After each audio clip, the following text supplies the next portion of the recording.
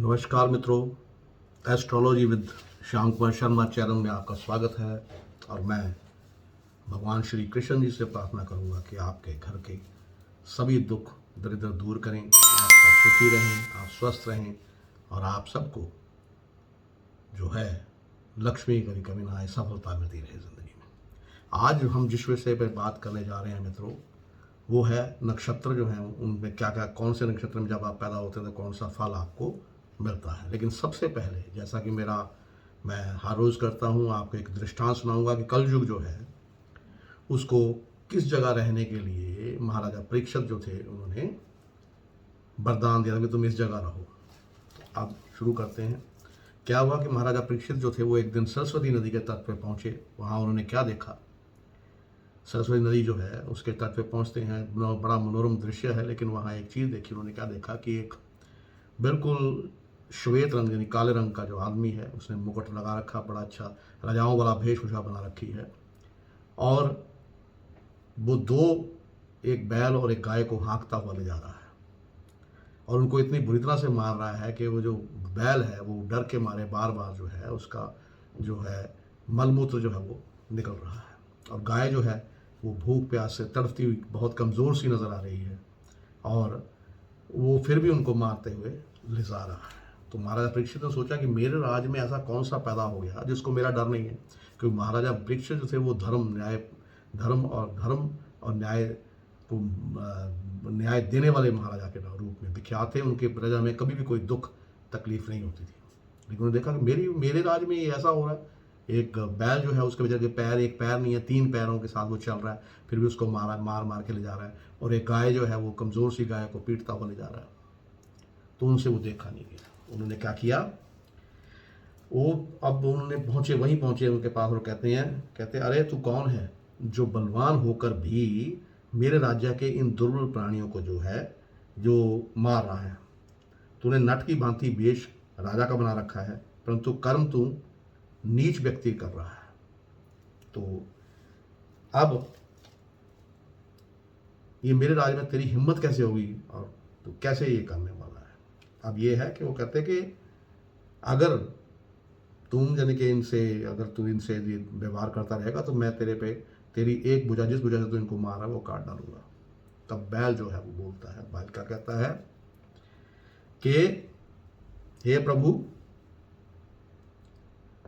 मैं जो हूं मैं धर्म हूं, मेरे जो 3 पैर हैं, यानी कि ऐसा है कि मेरे जो 3 पैर जो हैं, जो मैं इनके सारे चल रहा हूं, एक पैर जो है वो मेरा कट गया है, उसका क्या राज है वो मैं आपको बतलाता हूं। कहता कि धर्म का तत्व जानने वाले जो होते हैं वो कलयुग में उनका जो है कोई यानी कि वो इज्जत नहीं होगी, सत्य बोलने वाले की इज्जत नहीं होगी। जो चुगली करने वाले होते हैं उनको ही सब कुछ मिलेगा। सिद्धांत प्राणियों के मन और वाणी से परमेश्वर की माया स्वरूप का निराकरण जो है वो नहीं किया जा सकेगा। हालांकि कलयुग आ गया है, कली जो है वो सब जगह छा गया है। इस समय अधर्म के जो हैं अंश, जो अधर्म के जो 3 अंश हैं वो नष्ट हो चुके हैं। कौन कौन से? एक तो अधर्म के 3 अंश थे, गर्व, आसक्ति और मद से ये 3 चरण जो हैं, कौन से चरण तीनों से, यानी कि अधर्म के 3 चरण कौन से नष्ट हो चुके हैं? तप, पवित्रता, दया और सत्य। इनमें से तप, अधर्म, तप, धर्म, तप, पवित्रता, दया और सत्य, ये 4 चरण थे। उनमें से 3 चरण जो है वो खत्म हो चुके हैं, सिर्फ एक चरण रह गया है, वो है सत्य। और महाराजा परीक्षित, आप उसी सत्य के बल पर अभी तक टिके हुए हैं। अगर ये सत्य ना होता तो आपका भी जो है ये वंश जो है वो खत्म हो जाता। तो अब 4था चरण जो है वो केवल जो सत्य है वही बचा है, जिसके बल पर आप जी रहे हैं। असत्य से पुष्ट हुआ ये अधर्म रूप कलयुग है, ये जो हमें हाँक के ले जा रहा है, ये कलयुग है। इसे भी ये ग्रास धीरे धीरे कर लेगा। और ये गौ माता जिसको आप देख रहे हैं, क्षीण सी, दुर्बल सी, ये क्या है? ये साक्षात पृथ्वी है। भगवान ने इनका भारी बोझ उतार दिया था, और ये उनके राशि राशि सौंदर्य बिखेरने वाले चरण चिन्हों से सर्वत्र उत्सवमयी हो गई थी। अब ये उनसे बिछड़ गई है। ये साधनी ये जो साध्वी है अब अग्नि के समान नेत्रों में जल भरकर ये चिंता कर रही है कि अब राजा का सुनाग बनाकर जो ये पापी जो है, ये कली जो है, ये हम पे राज करेगा, मेरा क्या होगा, मैं धरती होते हुए मेरा क्या होगा। तो महाराज परीक्षित थे, उन्होंने क्या किया, धर्म और पृथ्वी को सांत्वना दी और उन्होंने जो कलयुग रूप जो कलयुग जो था, कली जो उस वक्त राजा के भेष में था, उसके ऊपर तलवार एकदम तान दी कि तेरे को मैं अब मार डालूंगा। कलयुग ताड़ गया, कलयुग को ये पता लग गया कि ये तो अब मुझे मार ही डालना चाहते हैं। तो झटपट उसने अपने राज चिन्ह उतार डाले और धर्म भयविह्वल होकर उनके चरणों में अपना सिर रख दिया। परीक्षित जो थे बड़े यशस्वी, दीन वत्सल और शरणागत रक्षक थे। उन्होंने कलयुग को अपने पैरों पर देखा तो कृपा करके उसको मारा नहीं। अब तू हंसते हुए उनसे कहा, जब तू हाथ जोड़कर मेरी शरण में आ गया है तब मैं तेरे को अब कोई दंड नहीं दूंगा, परंतु तू अधर्म का सहायक है, इसलिए तुझे मेरे राज्य में बिल्कुल नहीं रहना चाहिए।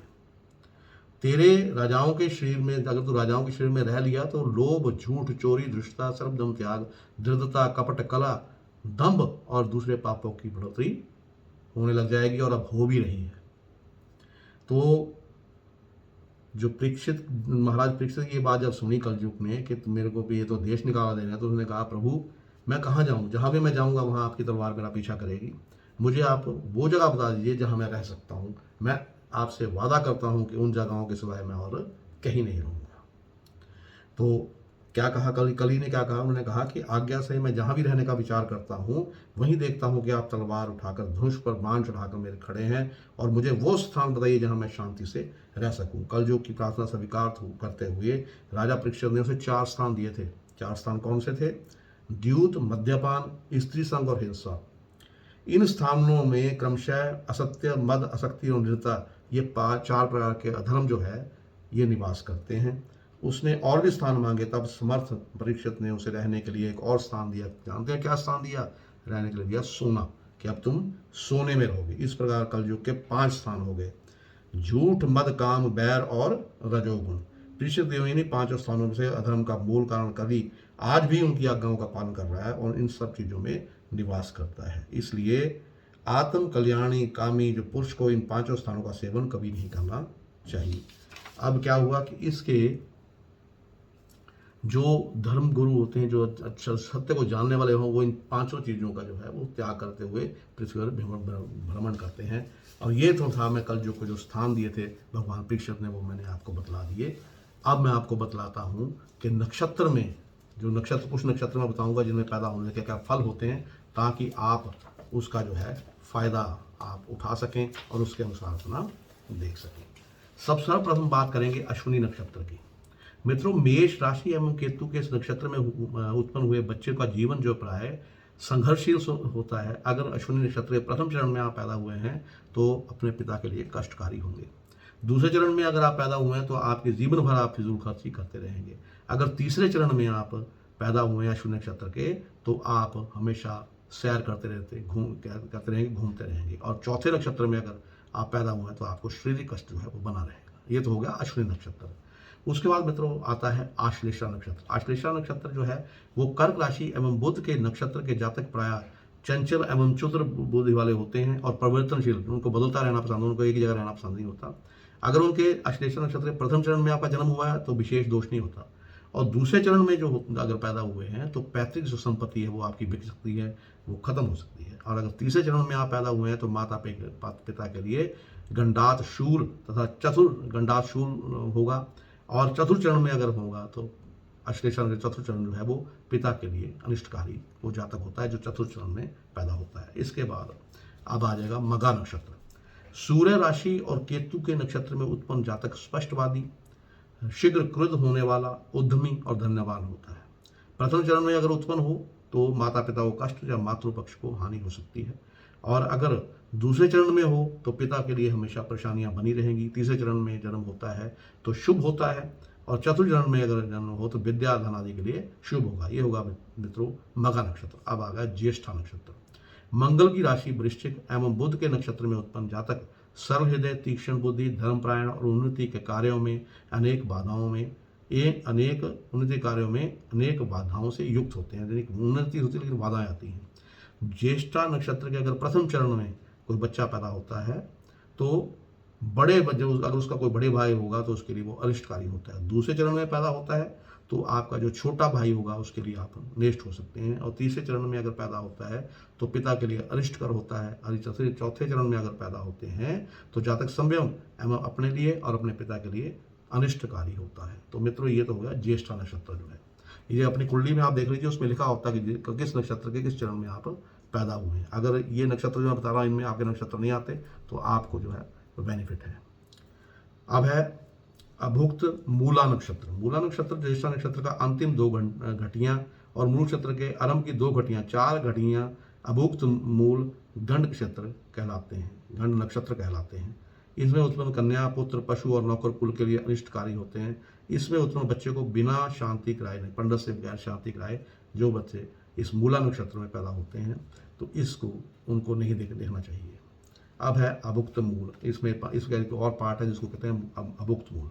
नक्षत्रों की आध्यांत घटियों के बारे में विद्वानाचार्यों में मतांतर पाया जाता है। यथा नारद के अनुसार ज्येष्ठा मूल नक्षत्र की 4 घटियां, विशिष्ट के अनुसार 2 घड़ियां तथा बृहस्पति के मतानुसार केवल एक अभुक्त मूल संज्ञक है। अभुक्त मूलोत्पन्न बालक यदि जीवित रहे तो अपने वंश की वृद्धि करने वाला, धनवान एवं संपत्तिवान होता है। अब है इसका दूसरा पार्ट जिसको कहते हैं मूल नक्षत्र। केतु के नक्षत्र गुरु की राशि में उत्पन्न जातक धार्मिक रुचि वाला, उदार हृदय, मिलनसार, परोपकारी, धन मान आदि सुखों से युक्त होता है।